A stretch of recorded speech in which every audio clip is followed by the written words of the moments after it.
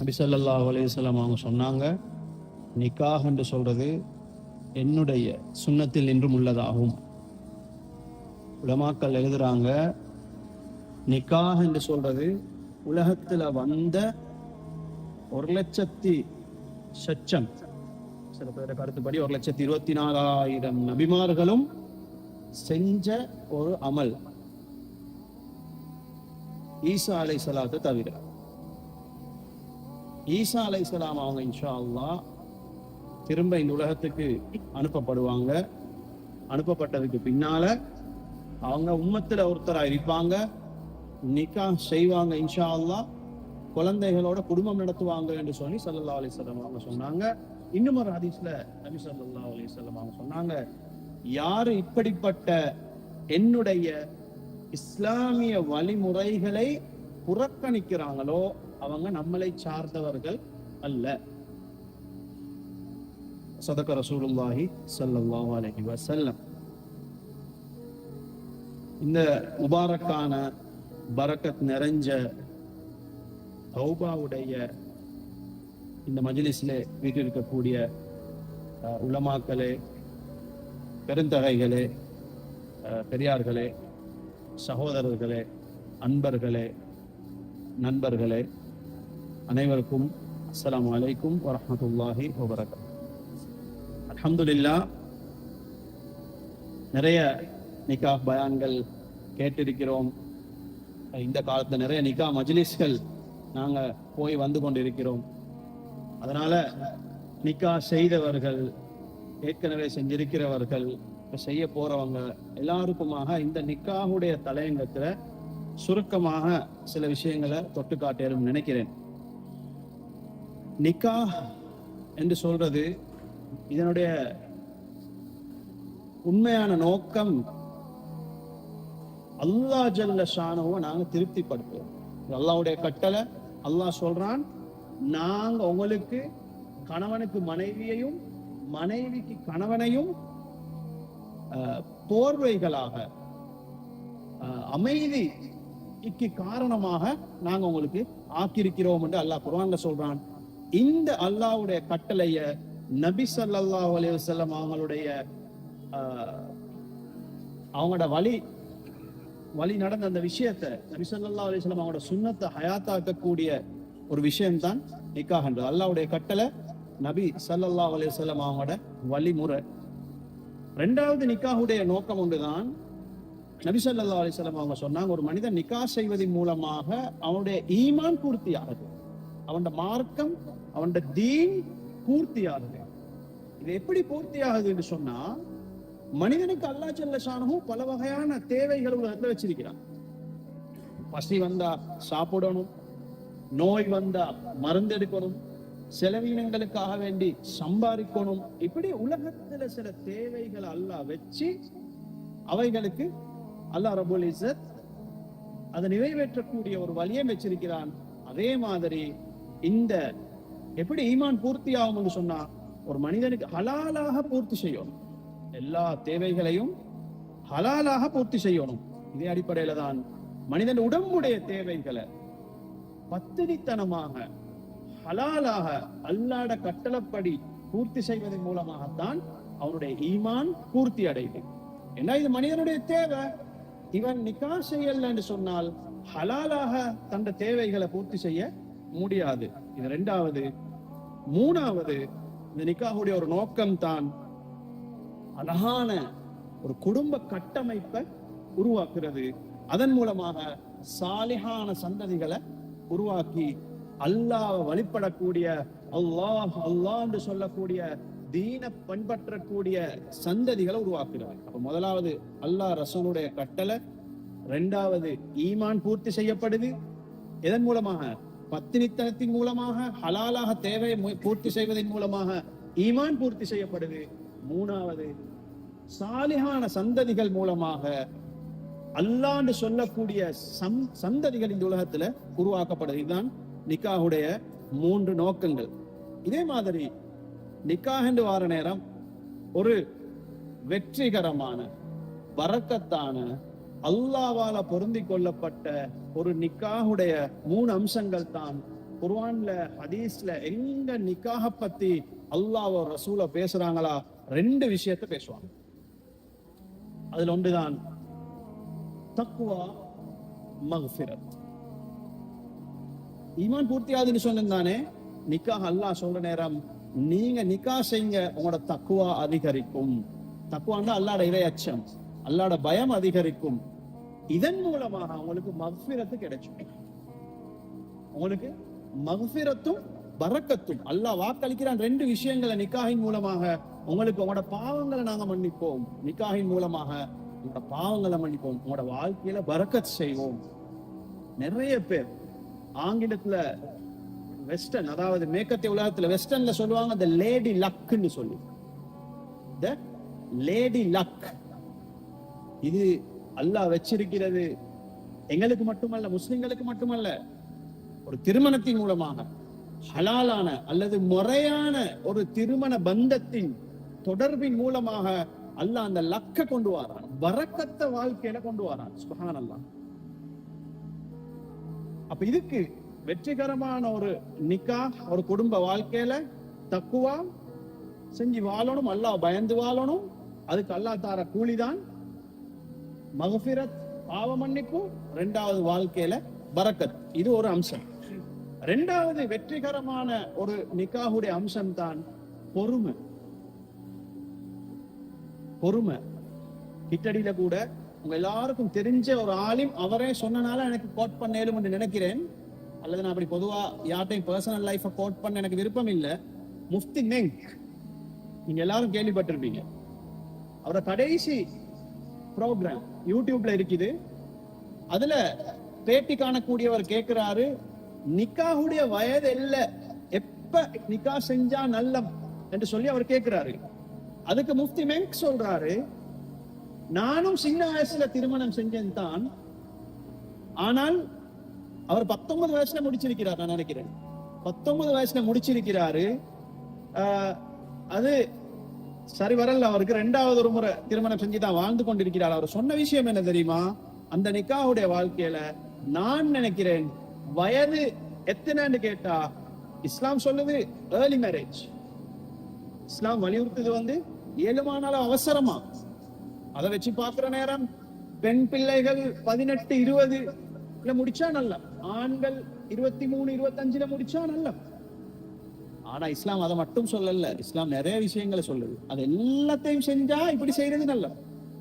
மார்க்கத்தை தேடி படிக்க சொல்லி இருக்குது, கடமைகளை விளங்க சொல்லி இருக்குது. இதெல்லாம் ஒரு புறம் தள்ளிட்டு நாங்க வெறுமனே நிக்காக மட்டும் நான் நேரத்தோட முடிச்சு கொள்வேன் என்று சொன்னா அது பிழை. அவரு முஃப்தி மெங்க் சொல்றாரு, நிக்காஹுடைய வயசு எப்ப தெரியுமா? ஒரு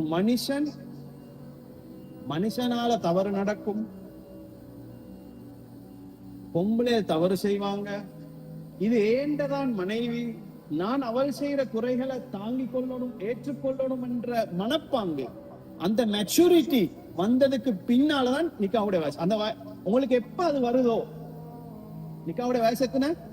23 அல்ல, 25 அல்ல, 20 அல்ல. நிக்காவுடைய வயசு எப்ப தெரியுமா?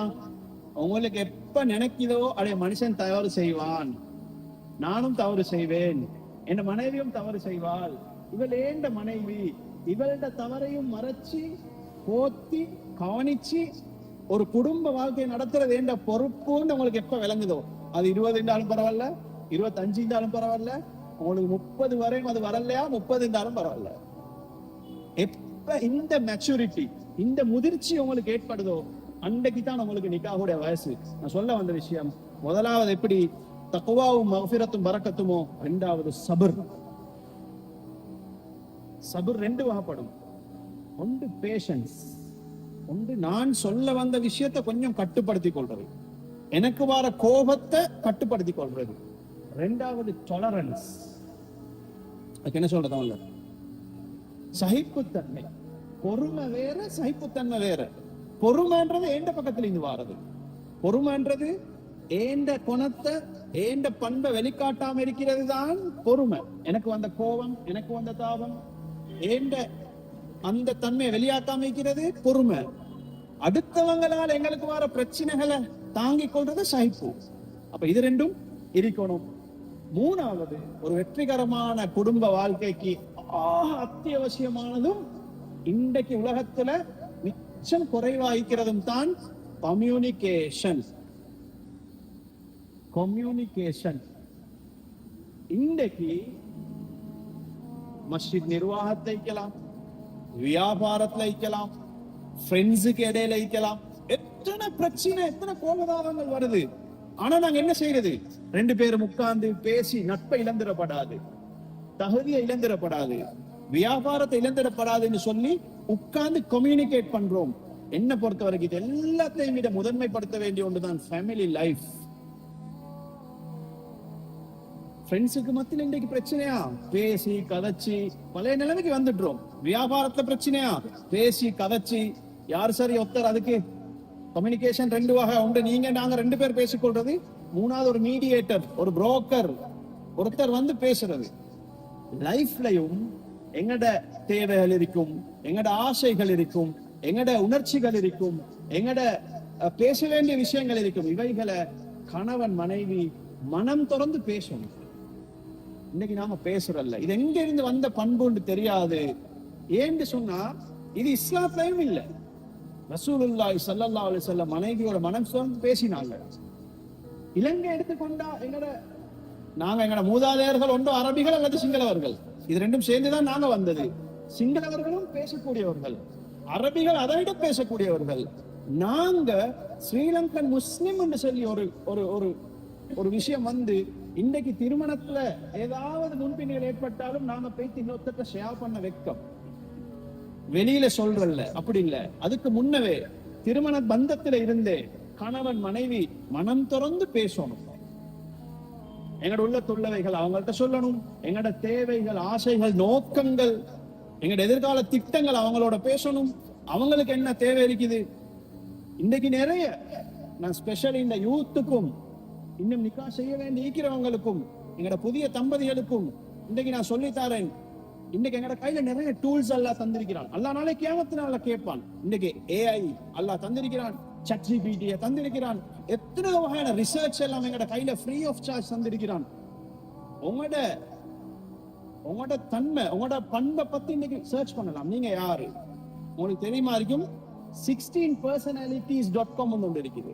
இது விளங்கக்கூடியவங்க விளங்க எடுத்துக்கொள்ளுங்க, நீங்க சர்ச் பண்ணி பாருங்க. முடிச்சவங்களுக்கும் பிரயோஜனமா இருக்கும். ஒரு வெப்சைட் ஒன்று இருக்குது, 16personalities.com. உலகத்துல 16 வகையான மனிதர்கள் தான் இருக்கிறாங்க. உதாரணத்துக்கு இன்ட்ரோவர்ட், எக்ஸ்ட்ரோவர்ட்னு சொல்லுவாங்க. சிலாக்கள் சமூகத்தோட சமாஜம் ஆகிறதுக்கு விருப்பம், சிலாக்கள் ரூம்லயே இருப்பாங்க. பிள்ளைகள் ஆம்பளை ஆயிக்கலாம், பொம்பளை ஆயிக்கலாம். சிலாக்கள் சமாஜக்கு போக விருப்பம் இல்லை, அவங்க ரூம்ல புக்ஸோட, கம்ப்யூட்டரோட, வேலையோட மட்டும் இருப்பாங்க. இவங்க இன்ட்ரோவர்ட்ஸ். சிலாக்கள் இருப்பாங்க எப்பயுமே அவங்களுக்கு ஃப்ரெண்ட்ஸ் வேணும், 4 பேர் சுத்தி ஈக்கணும், பேசி கதைச்சு கொண்டு இருப்பாங்க. இவங்க எக்ஸ்ட்ரோவர்ட்ஸ். இது மாதிரி 16 தன்மைகள் மனுஷன் டைக்குது. அதுல எது என்று பார்த்து மேட்சிங் பார்க்கலும், இவங்களுக்கு இடையில வரக்கூடிய பிரச்சனைகள் இன்றைக்கு உங்களுக்கு ஆராய்ச்சி செய்யலும், இவைகளை கம்யூனிகேட் பண்ணி. உதாரணத்துக்கு கிட்டடியில ஒரு நிக்கா சம்பந்தமாக இந்த 2 ப்ரொஃபைலும் வருது. 2 பேர்ட பயோடேட்டாலையும் அந்த பர்சனாலிட்டி டைப்பை போட்டிருக்கிறாங்க. ஒருத்தர் ISTP, ஒருத்தர் ENTJ. கொஞ்சம் நான் அப்பால போறேன், மிச்ச நேரம் எல்லாருக்கும் தெரிஞ்சிருக்காது. ஆனா இதுதான் அடுத்த ஃபியூச்சர், இதுதான் எதிர்காலம். அதனால இவங்க 2 பேரையும் ChatGPT-ல கொடுக்குறாங்க, ISTP வர்சஸ் ENTJ. ChatGPT சொல்லுது இவங்களுக்கு இடையில பிரச்சனை. உதாரணம் ஒன்று சொல்றேன். ENTJ யாரு தெரியுமா? கூட கலைப்பாரு, அவசரமா முடிவெடுப்பாரு, அவருக்கு உடனே முடிவுகள் வேணும். ஒரு கேள்வி கேட்டா நாங்க நாளைக்கு இதை செய்வோமாண்டா உடனே பதில் சொல்லணும். அதான் ENTJ. ISTP பர்சனாலிட்டி உள்ள ஒருத்தர் எப்படி தெரியுமா? அவர்கிட்ட நீங்க ஒரு கேள்வி கேட்டா அவருக்கு ஒரு ஒரு டைம் வேணும் கிரகிக்கிறதுக்கு. இப்ப மெச்சாகாது தானே. அடுத்தது அவர் ISTP கொஞ்சம் இமோஷனல். கொஞ்சம் ஏதாவது காரசாரமா பேசிட்டா கவலை வந்துடும். கவலை வந்தா பேச மாட்டார். இவருக்கு பேசணும், இவர் பேச மாட்டார். பிரச்சனை. இன்னைக்கு டூல்ஸ் இருக்குது எங்கட கையில.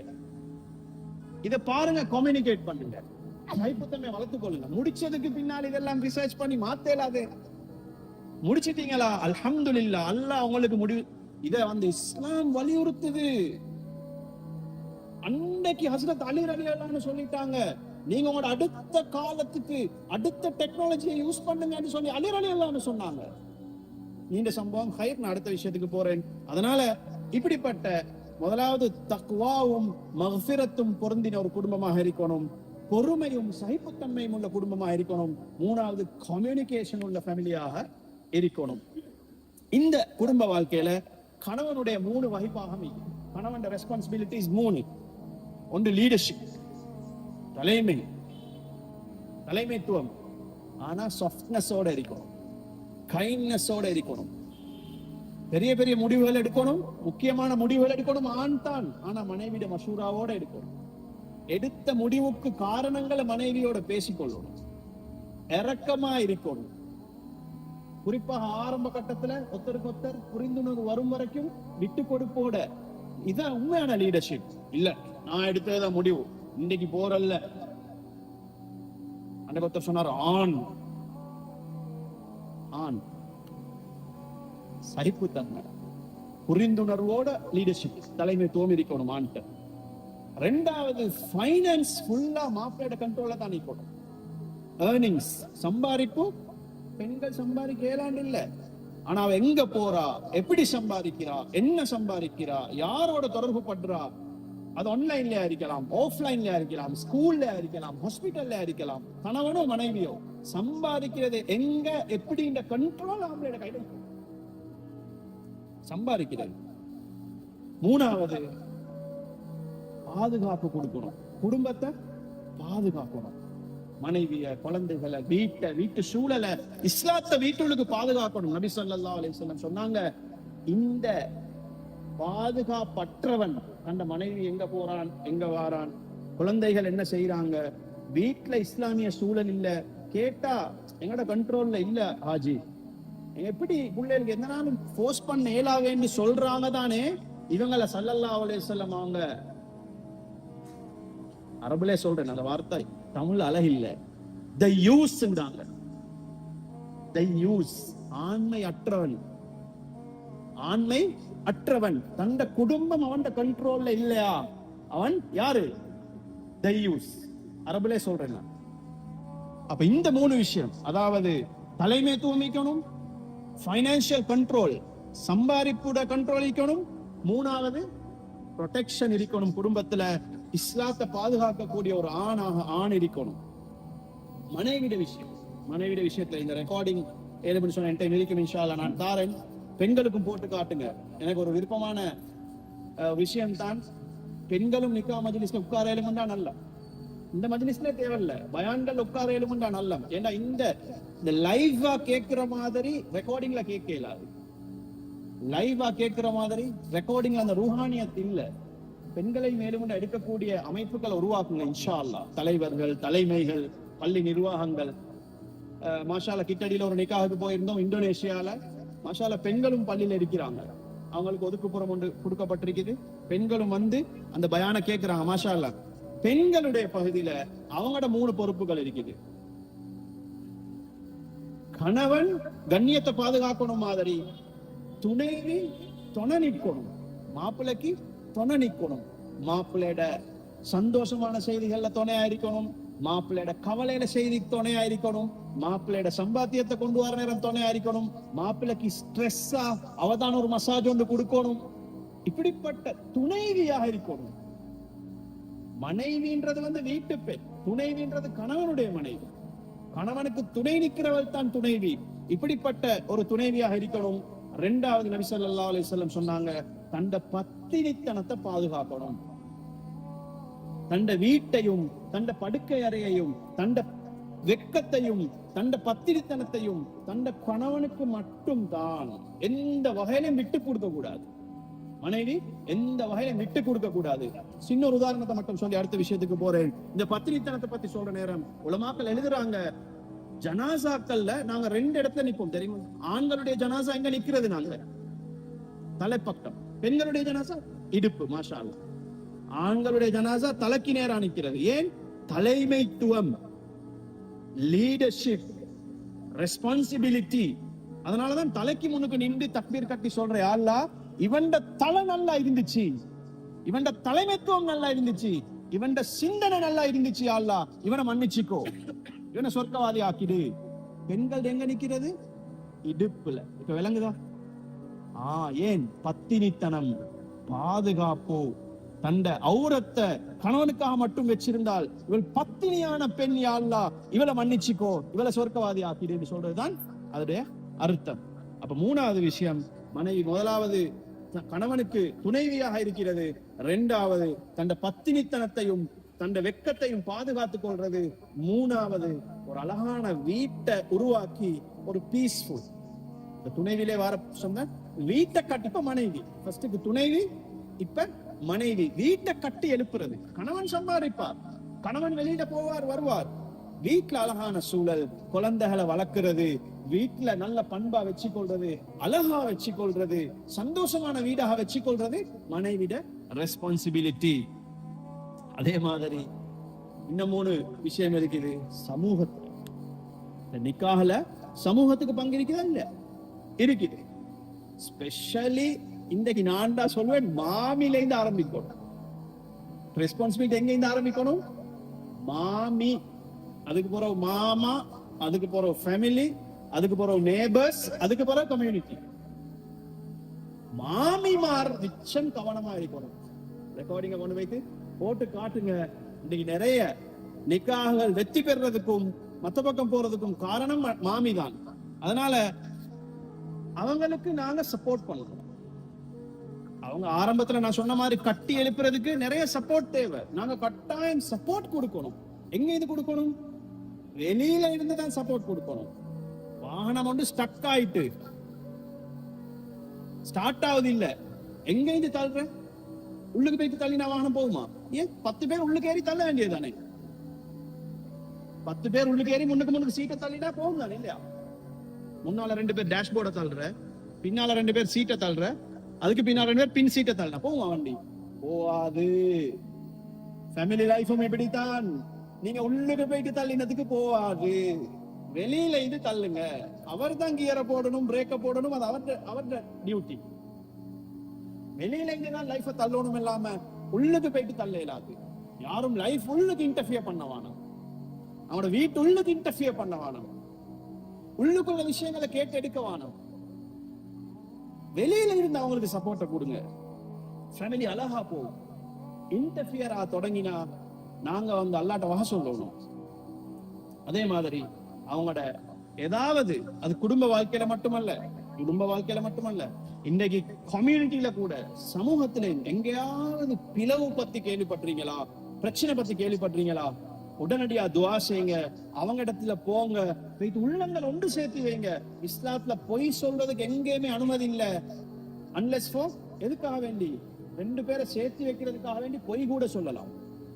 ஒரு பொய்ய சரி சொல்லி சேர்த்து, ஆனா நாங்க விளங்கி வச்சுக்கொண்டீங்க மத்த பக்கம் 1000 பொய்ய சரி சொல்லி ஒரு கல்யாணத்தை முடிச்சு வைக்கணும்ன்றது பொய். அப்படி இல்ல, அது இந்துக்கள் டைக்கிறது.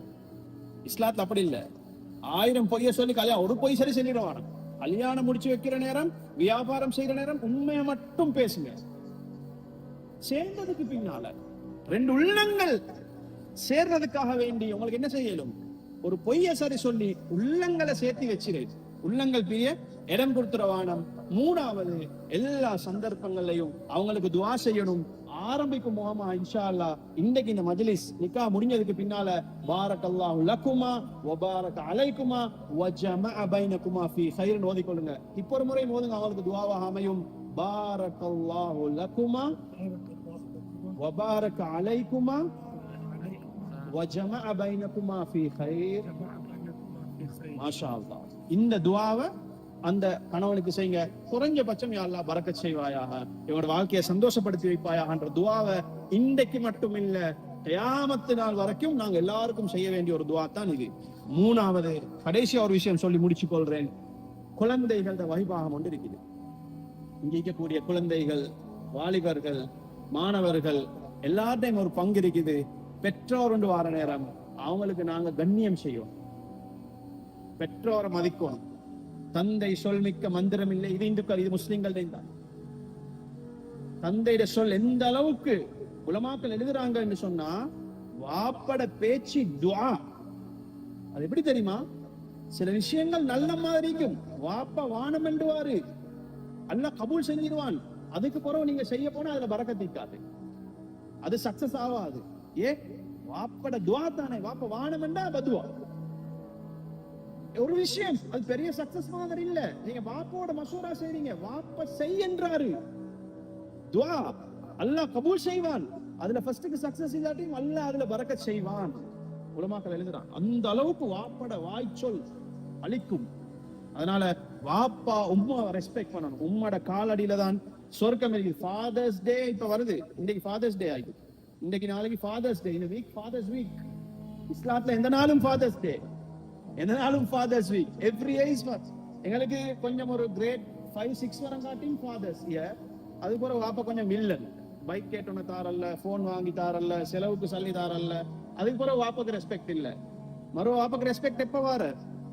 15ல அவுட் ஆயிட்டு 25க்கு போற கல்யாணம் முடிச்சு புள்ள பெத்து கொண்டிருக்க போகுது, அடே இந்த வாப்பா என்ன சொன்னாருன்னு விளங்க தோணும். இது 10 வருஷம் கேப் கொண்டு வாரு, மிச்சம் கவனமா ஆயிக்க வேண்டிய கேப் உண்டு. வாப்ப மாறும் இந்த கேப்ல கொஞ்சம் கவனமா ஆயிக்கணும். பிள்ளைகளோட உன்னோட மகனுக்கு 15 வயசா 20 வயசா, நீங்க கொஞ்சம் இறங்கி போகணும். இந்த பாஷையில சொல்லணும், இந்த பாணியில சொல்லி கொடுக்கணும், அவனுக்கு விளங்கும். அல்லது நான் சொன்ன மாதிரி சப்போர்ட் கொத்தர் எடுத்துக்கொள்ளணும், உள்ளுக்கு எடுத்துக்கொள்ள வெளியில இருந்து தள்ளுறதுக்கு ஒரு மௌலவிய, ஒரு ஸ்காலரை, ஒரு கவுன்சிலரை எடுத்துக்கொள்ளணும், தள்ளேனும். மாஷா அல்லா. 2வது குழந்தைகள் என்ன குழந்தை தானே, முதலாவது உம்மா அப்பா தான், 2வது அல்லாஹ். சரியா இல்லையா? சரி, அல்லாஹ் பத்தி சொல்லித்தார யார் எங்களுக்கு? உம்மா அப்பா தான். குழந்தைக்கு அல்லாஹ் பத்தி சொல்லித்தாரதே உம்மா அப்பா. ஒத்த உம்மா அப்பா மதிச்சாதான் அல்லாஹ்வை நம்புவான், அப்பதான் அல்லாஹ் மதிப்பான். சுப்ஹானல்லாஹ். அப்ப பாருங்க, உலமாக்கள் முதலாவது எழுதுறாங்க பெற்றார், குழந்தைக்கு பெற்றார் தான். 2வது அல்லாஹ்.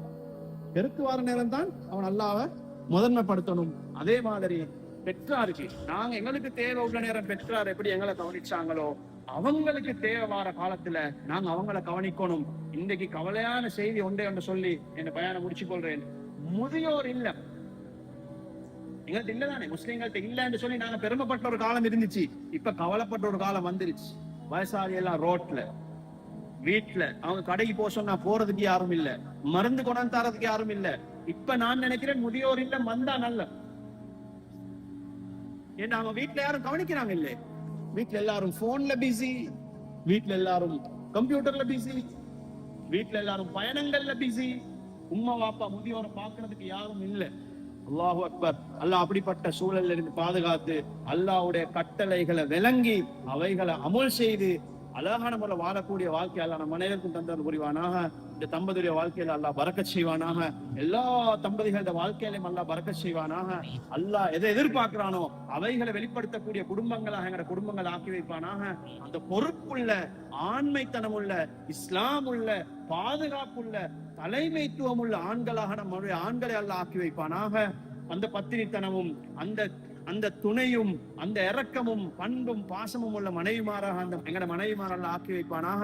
இவைகளின் மூலம் அழகான குடும்பங்களையும் அழகான சந்ததிகளையும் அல்லாஹ் அல்லாஹ் என்று சொல்லக்கூடிய அழகான இஸ்லாமிய சந்ததிகள் அல்லாஹ் உருவாக்கி எங்களையும் எங்களோட ஊர்களையும் உலகத்தையும் அல்லாஹ் பாதுகாத்து அனுபவிவானாக. வாஹிரு தவானா அல்ஹம்துலில்லாஹி ரப்பில் ஆலமீன். அஸ்ஸலாமு அலைக்கும் வரஹ்மத்துல்லாஹி வபரகாத்துஹு.